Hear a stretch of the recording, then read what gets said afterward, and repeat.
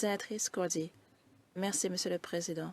Tout d'abord, Sénateur Gold, félicitations au gouvernement pour avoir obtenu le vaccin contre la COVID-19 de manière anticipée.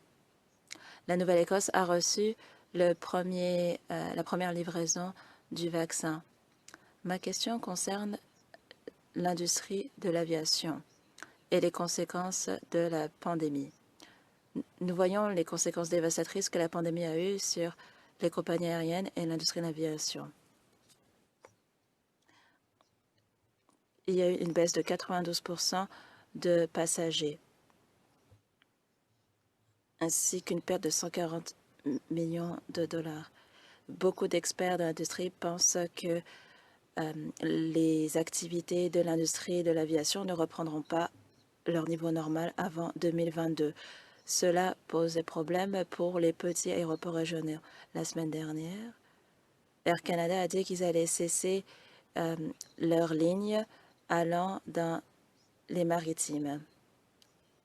L'aéroport de Sydney est désormais un aéroport sans aucun avion commercial.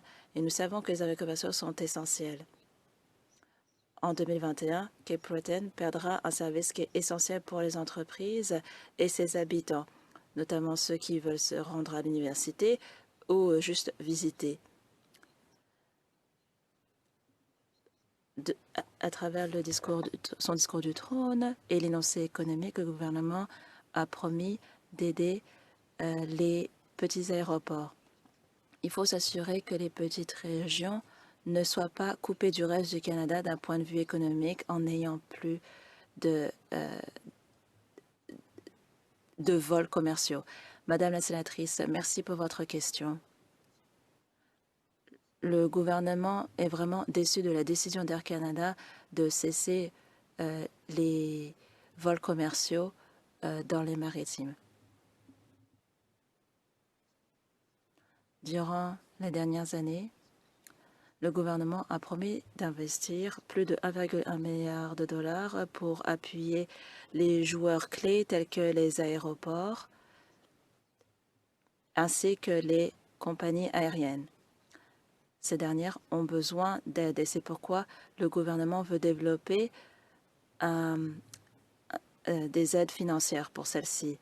Mais le gouvernement veut s'assurer que les communautés régionales retiennent des vols commerciaux. Sénatrice Cordy, excusez-moi, Monsieur le Président. Merci beaucoup, Sénateur Gold. Comme vous savez, le temps est important pour les plus petites régions. Mais d'ailleurs, tout le Canada, mais en particulier les petites régions. Le manque de vols commerciaux serait dévastateur pour les petites régions. Les vols commerciaux sont essentiels pour l'économie et la reprise économique. C'est pourquoi je me demande si le gouvernement travaille avec les compagnies aériennes et les aéroports, car la situation ne fait que s'aggraver pour les régions, notamment les plus petites régions qui dépendent grandement des services aériens. Merci, Madame la sénatrice. Je n'ai pas les détails des discussions en cours entre le gouvernement et les joueurs de l'industrie aérienne, donc je ne peux fournir une réponse spécifique. Mais